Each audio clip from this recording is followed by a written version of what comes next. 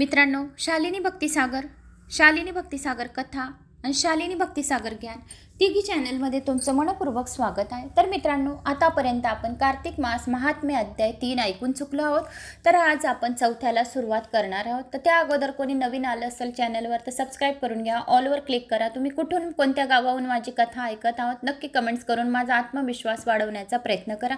आणि तुळशीची पूजा करत आहेत ना, खूप जण कळवळीने विनंती करून सांगत आहे की तुळशीची पूजा करा, तुळशीचं पान आपल्या जवळ खिशात ठेवा या पर्समध्ये ठेवा, पण कुठेतरी ठेवा, म्हणजे ते जर राहिलं तर आपले सर्व पापांचा नाश होत राहतो, सर्व दुःख दारिद्र्य दूर होत राहते आणि आपल्या घरी माता लक्ष्मीचा वास राहतो। आणि गंगा स्नान सकाळी सुद्धा तुळशी पत्र या तुळशीची सुकलेली काडी पण आपण पाण्यामध्ये टाकली तरी पण आपल्याला 12 ज्योतिर्लिंग तीर्थाचे स्नान केल्याचे पुण्य मिळते। कारण कार्तिक महिना जेवढे आपण पुरा 12 महिने आपण पूजा पाठ करतो तेवढं पुण्य आपल्याला एका दिवसात तुळशीच्या पूजा केल्याने मिळते। म्हणून या कार्तिक मास महिना स्वामी षडानन कार्तिकचा महिना हा शिवशंभूला खूप आवडणारा आणि सर्व देवी देवतांचा आवडणारा हा महिना आहे।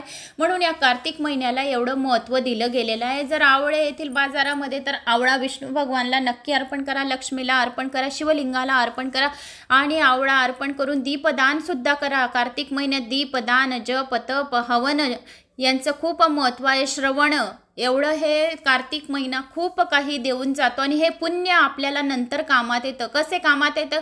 ज्या वेळेस मृत्यूनंतर आपल्याला यमदूत हात लावतात का? नाही। ज्यांनी कथा श्रवण केला आहे त्यांना यमदूत हात लावत नाही, तर त्यांना शिवचे दूत, गणेशचे दूत, देवीचे दूत, विष्णूचे दूत हात लावतात। आणि त्याशिवाय आपले पुण्य खूप काही, या कथा जर आपण ऐकलेल्या आहेत तर आपले पुण्य खूप काही जमा जर राहिलं तर आपल्याला परत जर जन्म मिळाला या मोक्ष प्राप्ती झाली आणि जन्म जर मिळाला तर चांगल्या ठिकाणी जन्म मिळतो, आपले रूप कांती सुंदर असं मिळतो। आपण एखाद्या स्त्रीला पण बघतो तर आपण काय म्हणतो, हिला किती रूप आहे, हिची केस किती लंबे, हिची हाईट किती छान आहे, दिसायला किती सुंदर आहे। तर जो सुंदर राहतो तर हे समजून घ्या तुम्ही की तिचे मागच्या जन्माचे पुण्य, पुरुष असो, स्त्री असो, मुलगा असो या कोणी पण असो, तर ते सुंदर राहतात, पर्सनॅलिटी राहते, तर त्यांना मागच्या जन्माच्या पुण्याईमुळे हे सर्व प्राप्त झालेलं असतं। जर आपलं पुण्य खूप जास्त जमा झालं तर ते आपल्यालाच मिळणार आहे। म्हणून जास्तीत जास्त जणांनी पूजा पाठ, जप, तप, हवन करण्याचे करावे। निंदा नासलती करू नये, चुगली करू नये। जर तुम्ही खूप काही व्हिडिओ ऐकले, देवी पुराण, गणेश पुराण आणि चुगल्या केल्या, तर जे पुराण ऐकले त्याचं सर्व काही तुमचं पुण्यफळाची प्राप्ती होणार नाही, ते फक्त चुगल्या, निंदा नासलतीने सर्व काही नष्ट होतं। म्हणून कोणाला काही बोलू नये, मन दुखू नये। तर आता येऊया आपण आपल्या टॉपिकवर।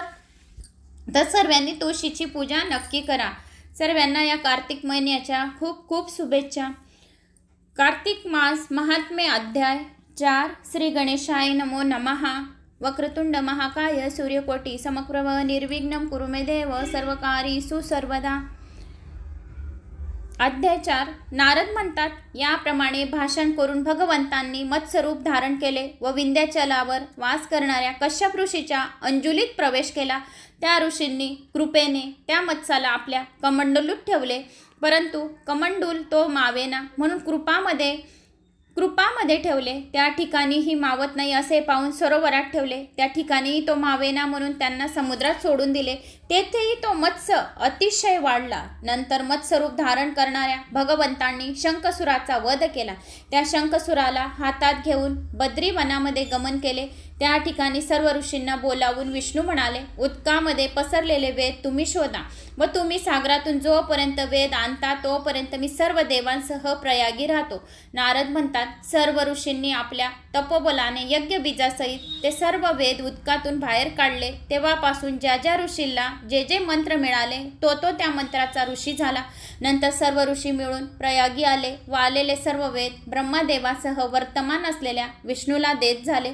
संपूर्ण वेद मिळाल्यामुळे पाहून मोठ्या हर्षाने ब्रह्मदेवाने देव ऋषीगणासह वर्तमान अश्वमेध नावाचा यज्ञ केला। यज्ञ झाल्यावर देव, गंधर्व, यक्ष, पनक, गुहक इत्यादिकांनी भगवंताला साष्टांग नमस्कार करून प्रार्थना केली की, हे जगन्नाथ विष्णू, आमची विद्यापना ऐका। आम्ही सांप्रांत काळी अत्यंत आनंदित झालो आहोत, तरी या ठिकाणी नष्ट झालेले वेद ब्रह्मदेवाला पुन्हा मिळाले व हे रमापते, तुझ्या कृपेने आम्हाला यज्ञ भाग मिळाला, म्हणून हे स्थान सर्व पृथ्वींमध्ये श्रेष्ठ पुण्यवर्धक व तुझ्या कृपेने भुक्ती व मुक्ती देणारे असे असावे असे आम्हाला वर दे। त्याचप्रमाणे हा कालही कार्तिक मास अत्यंत पुण्यकारक आहे, ब्रह्म ज्ञानाधिकाची शुद्धी करणारा आहे, दिलेले दान अक्षय फल देणारा आहे असा असावा हा कार्तिक मास आम्हाला वर दे।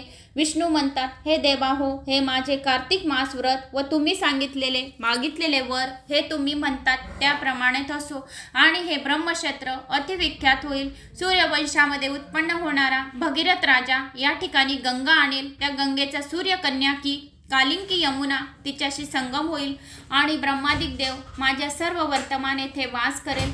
हे स्थळ तीर्थराज नावाने प्रसिद्ध होईल। या ठिकाणी केलेली दान, तप, व्रत, होम, जप, पूजा वगैरे कर्म अनंत फल देणारी राहतील आणि होऊन माझे सानिध्य करतील। ब्रह्महत्येसारखे पाप, सप्त जन्मर्जित असलेली पापे तरी सुद्धा या तीर्थाच्या फक्त दर्शनाने एका क्षणात सर्व पापे नष्ट होतील। या ठिकाणी देहत्याग करणारे लोक माझ्या सानिध्यात येऊन माझ्या शरीरात प्रविष्ट होतील व ते पुन्हा जन्म घेणार नाहीत। या ठिकाणी माझ्यासमोर पित्याच्या उद्देशाने जे श्राद्ध करतील, जे त्यांचे पितृगण मत्स्यरूप पावतील, तसेच हा काल कार्तिक मास मकरात सूर्य असताना स्नान करणाऱ्याचे पाप नाश करणारा पुण्यकारक असा राहील। रवी मकरस्थ असता माघ मासासी प्रांत स्नान करणाऱ्याचे दर्शनानेच सर्वजण तृप्त होतील। सूर्याच्या तेजाने जसा अंधकार नाहीसा होतो तसं जे प्रांतकाल स्नान करतील त्याप्रमाणे त्या लोकांची पातके नष्ट होतील। रवी मकरस्थ असताना माघ मासी स्नान करणाऱ्यावर मी सलोक्त समीपत्व व सारूप्य देईल।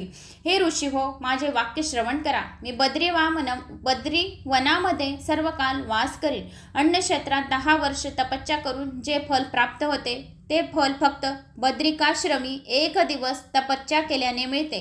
जर नर श्रेष्ठ या स्थानाचे दर्शन करतात ते जीवनमुक्त होतात, त्यांच्या ठायी पाप वासत नाही। नारद म्हणतात, याप्रमाणे देवादिदेव विष्णू देवांशी भाषण करून ब्रह्मदेवासह अंतर्धान पावते आणि मग सर्व इंद्रादी देवही त्या ठिकाणी अंशरूपाने राहिले। आपापले लोक गमन करीत झाले। जो नर श्रेष्ठ ही कथा श्रवण करील किंवा शुद्धात्करणाने श्रवण करतील त्यांना तीर्थराज प्रयागाला बद्रीवनाला जाऊन जे पुण्य प्राप्त होतील ते फक्त ह्या 4था अध्याय ऐकल्याने प्राप्त होईल। तर हा अध्याय सर्वात जास्त जणांनी ऐकावा। इथे आपला 4था अध्याय समाप्त झाला आहे। मला अशी आशा आहे तुम्हाला माझा हा अध्याय आवडला तर जय श्री महाकाल, ओम नमो विष्णवे नमः नक्की करा। जास्तीत जास्त जणांना शेअर करा, लाईक, सबस्क्राईब। जय श्री महाकाल।